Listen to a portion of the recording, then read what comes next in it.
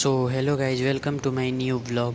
मैं तैयार होकर बाहर जा ही रहा था, तभी मेरा दोस्त मेरे घर आ गया। फिर हम दोनों आपस में बातें करने लगे। थोड़ी बहुत बातें करने के बाद उसने मुझे बताया कि उसे एक हेडफोन लेना है अपनी ऑनलाइन क्लास को अटेंड करने के लिए। हम दोनों मिलकर डिसाइड करने लगे कि कौन सा वाला हेडफोन ले, कौन सा अच्छा रहेगा। फिर हम लोग हेडफोन के बारे में रिसर्च करने लगे और देखने लगे उसकी क्वालिटी कैसी है, गुड लुकिंग है या नहीं है। सो फाइनली हम लोगों ने डिसाइड करके ऑर्डर कर दिया है अपने हेडफोन को। फाइनली हमने ऑर्डर का प्रोसेस डन कर दिया है। अब देखते हैं डिलीवरी कब तक आती है।